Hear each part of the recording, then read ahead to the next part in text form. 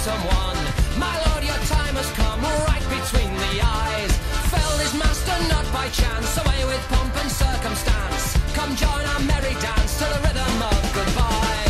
Farewell the jewel crown, farewell the velvet gown. Watch it all come tumbling down. Goodbye to the crown.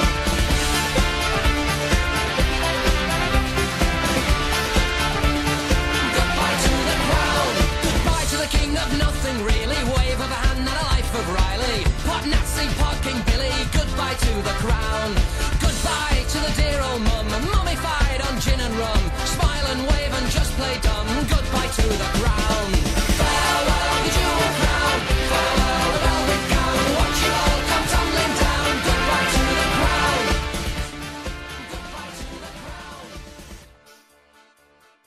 Hello there, and welcome to another edition of The Monarchy here on Press TV with me, Samson Sees. Lots of you know that this is the controversial show regarding the one and only UK. We bring you alternative stories and features that you certainly won't come across on mainstream media networks. Enough talk. Let's have a look at what's been cooking in the Great Britain recently.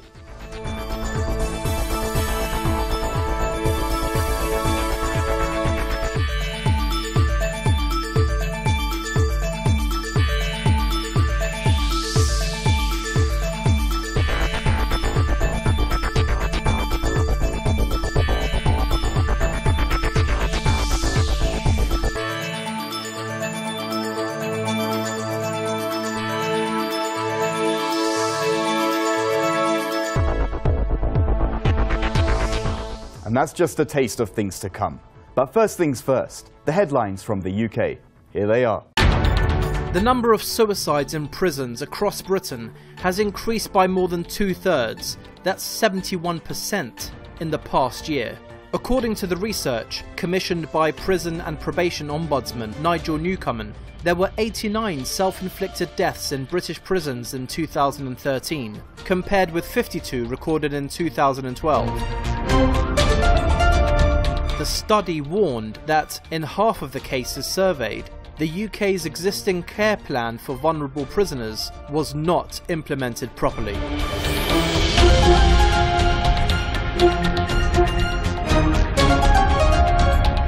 Poorer students in Scottish households will be worse off after cuts to government grants that the middle class have escaped. According to the study conducted by the Centre for Research in Education Inclusion and the Economic and Social Research Council, middle-class families and students in Scotland will be about £20 million better off after the government institutes free university tuition and lack of fees, including cuts in grants. The study revealed that overall costs for lower-income families have increased by at least £32 million a year, after the grant cuts forced them to take out larger loans. A document has surfaced from the Snowden collection showing that British spy chiefs secretly sought unsupervised access to the NSA's vast trove of private communications. The document, which is dated as recently as April 2013, shows that GCHQ had requested authorities for access to data collected under a law that authorises a variety of controversial NSA surveillance initiatives, including the PRISM program. The document also reveals GCHQ had also requested greater access to international phone conversations and emails that NSA has access to. Last June, the British Foreign Office issued a statement saying that warrants to intercept the communications of any individual in the UK must be personally signed by a cabinet secretary. Britain's UK Independence Party, or UKIP, is expected to win the majority of votes in the European parliamentary election. A Sunday Times poll put Nigel Farage's UKIP on 29%, 1 percentage point ahead of Britain's main opposition Labour Party. Meanwhile, a second survey by YouGov, published in The Sun on the same day, gave UKIP a 3-point lead over Labour. According to the poll, UKIP is on 29%, ahead of Labour on 26%, the Conservatives on 23%, and the Liberal Democrats on 10%. More than a quarter of those surveyed, however, said the UKIP had racist views, members and supporters. Recent figures show that a quarter of Londoners claim housing benefit to pay the rent, many of them in work, and nearly 3/4 of inner London homes are snapped up by foreign buyers. Unemployment is higher than the national average. While young Londoners tend to be more educated, they are also more likely to be out of work. In the great metropolitan capital of the 6th richest country on earth, 1 in 4 children live in overcrowded homes, over twice the English average. Of the 20 English local authorities with the highest levels of child poverty, 7 are located in London. Just 1 day after the killing of Anne Maguire, the teacher who was stabbed to death by a pupil, the 2 pupils reportedly poured a deadly bleach-like chemical into teacher Emma Place's stainless steel coffee flask while her back was turned. Emma, aged 39, was about to take a sip of the poisoned drink when another pupil told her what had happened. She was said to have opened the container and was overwhelmed by the toxic smell. Police were called to the Clapham Terrace Community Primary School in Leamington Spa, Warwickshire, where the flask was seized. Police were called to the Clapham Terrace Community Primary School in Leamington Spa in Warwickshire, where the flask was seized.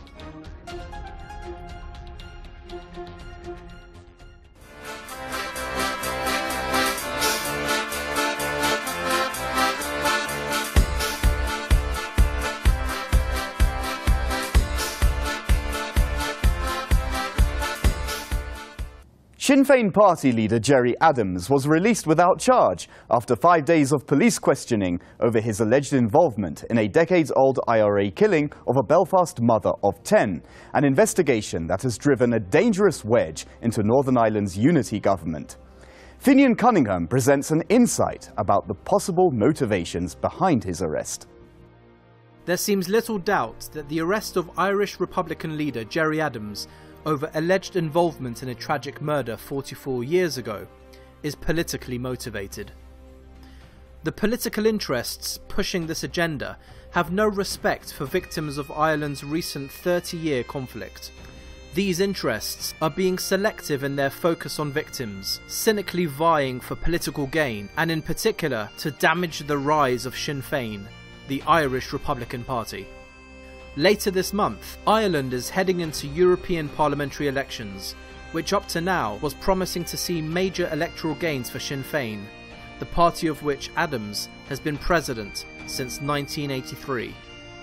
In recent years, Sinn Fein has emerged as the fastest growing political party in both the British-occupied North and the independent southern state.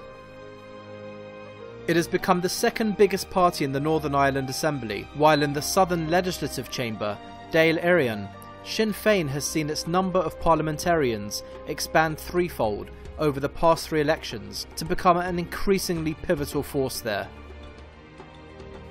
Sinn Fein can rightly claim to be the only all-Ireland party with representatives and organisational structure that transcend the British-imposed border, which partitions the island into northern and southern jurisdictions. Sinn Fein is distinguished from all other political parties by its manifesto calling for a united, independent country. That manifesto not only threatens the British interest of maintaining its political presence in the north of Ireland, the so-called Irish political parties in the south of Ireland also see their establishment interests challenged by the growing popular support for Sinn Fein and its calls to shake up the stagnant status quo on both sides of the border. This is the important context in which the Sinn Fein leader was taken into custody by police in Northern Ireland. I've been very privileged for over 20 years to work very, very closely with Gerry Adams in bringing about the political and security transformation that we have witnessed here in the North in recent times. These have been some of the most historic negotiations that this island has ever seen. It has brought an end to conflict, it has brought an end to war, and has presented ourselves as Irish Republicans with a real opportunity to move forward, to bring about the reunification of our people and our country by purely peaceful and democratic means. For someone of his calibre, for someone of his leadership to find himself where he is today on the basis of discredited tapes from Boston is a total and absolute disgrace.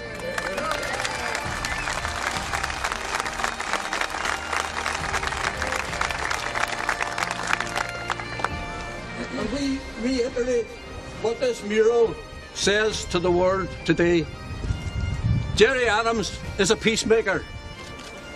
Gerry Adams is a leader, and Gerry Adams is a visionary.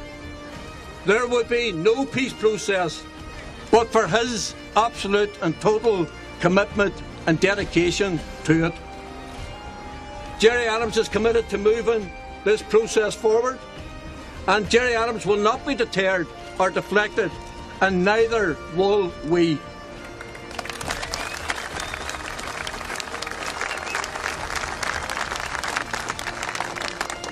The dark side of policing fear him, and they fear us. And that's why they do what they do. But we're here today to stand with our friend, to stand with our colleague, to stand with our leader, and I have absolute confidence that Gerry Adams will join us in our continuing struggle for freedom, justice and peace.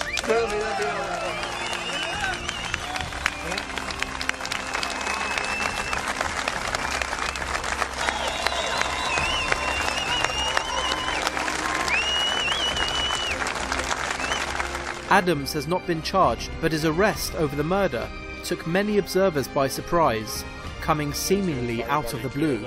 The allegations will revive memories of a dark episode in Ireland's 30-year conflict. The murder in question is that of a Belfast woman, Jean McConville, who was abducted and killed by the Provisional IRA in 1972. McConville was a widow and mother of 10 children, aged 38 when she died. The IRA claimed that the woman was an informer to the British Army during the conflict that saw Belfast plunge into chaos and violence for nearly 3 decades.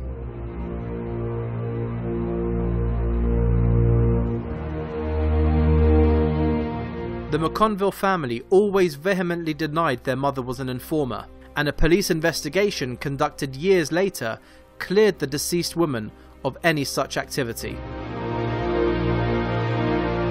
As an alleged commander of the IRA during the 1970s in Belfast, Adams is accused of overseeing the assassination of Jean McConville. The Sinn Fein president denies any involvement in the abduction and murder. Before his arrest, Adams described the allegations as malicious and aimed at damaging his party politically, especially on the eve of European-wide elections. Certainly, the accusations against Adams are not new. The grief of the McConville family is surely poignant. 10 young children were left without a mother, and the family was subsequently split up and taken into social care. But there are thousands of other such family tragedies during the conflict that engulfed Northern Ireland between 1968 and 1998. Fathers, mothers, sons and daughters were shot dead by British Army soldiers and pro-British paramilitaries who were directed by London's military intelligence to instill terror in the civilian population and to deter its right to Irish freedom. Thousands of lives were ruined and traumatised by a conflict that the British government bears a heavy responsibility for, but for which it has always evaded. The Southern Irish political establishment has a lot to answer for too. It largely turned its back on the plight of many citizens in the north when they were being subjected to ruthless British militarism. Today, the South of Ireland jurisdiction, which pompously and fraudulently refers to itself as the Republic of Ireland, is the apotheosis of the Irish Republic that generations of Irish people have fought and died for.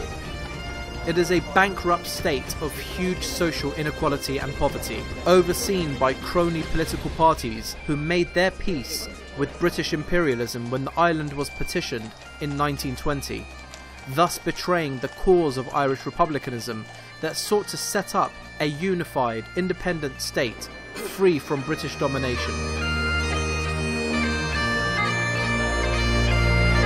Sinn Fein, the original party that led Irish independence more than a century ago, is again in the ascendancy, both north and south.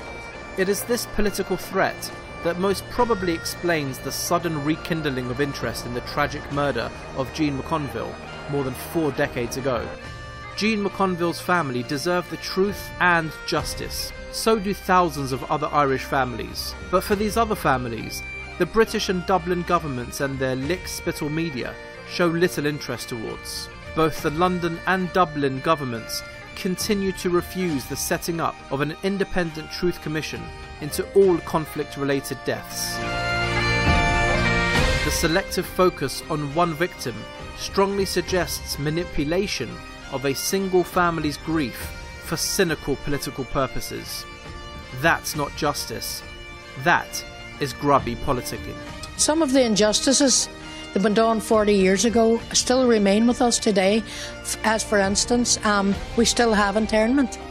They just call it remand now. There's still poverty in this city.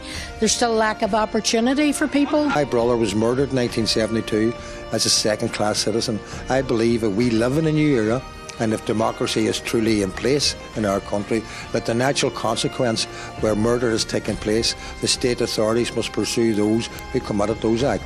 Upon his release, the Sinn Fein leader was accorded a rapturous reception when he addressed a rally in West Belfast, demonstrating that the party feels that his arrest has primed Republicans for the European and local elections in the north and south. Meanwhile, his party has announced Adams has been warned of a credible death threat.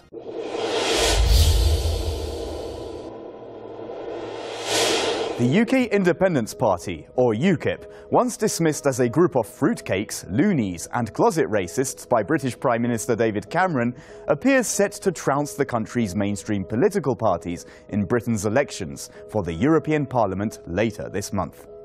The United Kingdom will leave the European Union within 5 years, and likely sooner.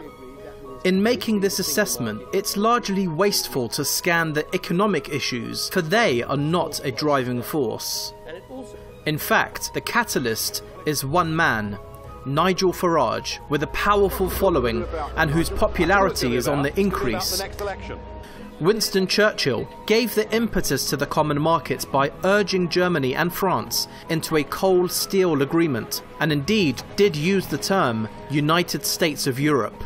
What is invariably overlooked, it seems, is that he specifically said the UK should not be a part of this, but, along with the Soviet Union, be a cheerleader standing on the sidelines, urging them on to success.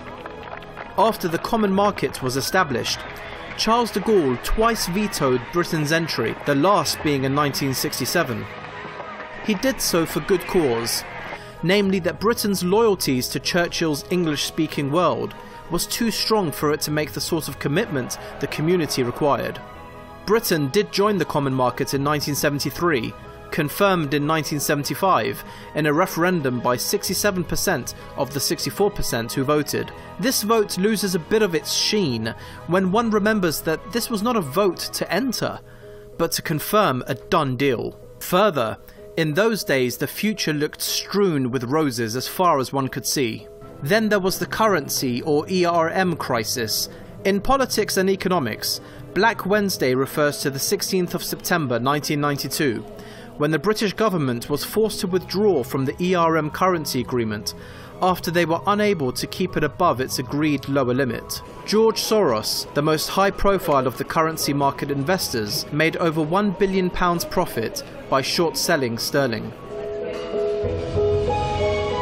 The refusal to join the euro also speaks to British stubbornness. They see their pound, like the Queen and their House of Commons, as being sacred institutions. The long term of Margaret Thatcher, 1979 to 1990, reflected the divisiveness of the community issue on many fronts. Let's look at the UK today. To many, the community is a failure at worst, a bloody nuisance at best. The next UK election is likely to be in 2014, and the Prime Minister has promised that if the Tories win, there will be a referendum on continued UK membership. The UK Independence Party has 11 of the 73 UK seats in the European Parliament. 3 members in the House of Lords, and 1 seat in the Northern Ireland Assembly. Their performance in the 2013 local election was the best result for a party outside the big 3 in British politics since the Second World War. Massive progress. I mean, I said anything over 15 would, in a very short campaign, starting with a low base, without very much history of the constituency, would be good. We've exceeded that. I'm delighted. It's big, good, solid, steady progress. We're polling around 17-18% at the moment. This has not been seen in British politics before. And as Nigel said in his speech, they're starting to play the man and not the ball, because they know when it comes to the arguments, they can't win because the people are on our side. Nigel Farage, the leader of UKIP, has been a member of the European Parliament since 1999. This is admittedly a libertarian, thus far-right party. Pro-Euros would say that this will help the Labour Party win, but as sure as God made little green apples, Labour will also promise a referendum if elected. What all this means then is that Britain, only partly in the community as it is, will have a free vote on whether or not to keep its membership. There are limitless economic issues and loyalties to be dealt with. There will be a Scottish referendum on Scottish independence on Thursday, 18th of September 2014, presumably after the general election. Should this fail, what will the mood of the people be on Europe? Perhaps that's the way to leave it.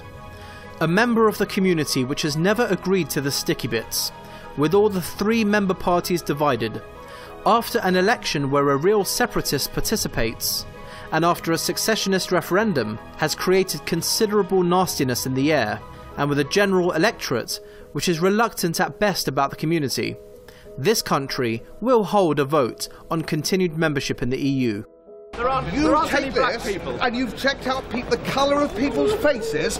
Disgraceful! You're disgraceful! What? Europe's far-right politicians are already wooing Nigel Farage in a bid to create a far-right group in the next European Parliament.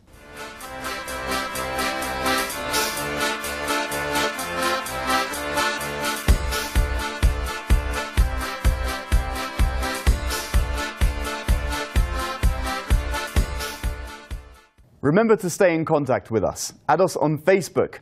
Our page is called UK Desk Press TV. And you can also send your emails to britain@presstv.ir. You've been watching The Monarchy, and The Monarchy has without a doubt been watching Britain. We'll be back next week, God willing. For now, ciao.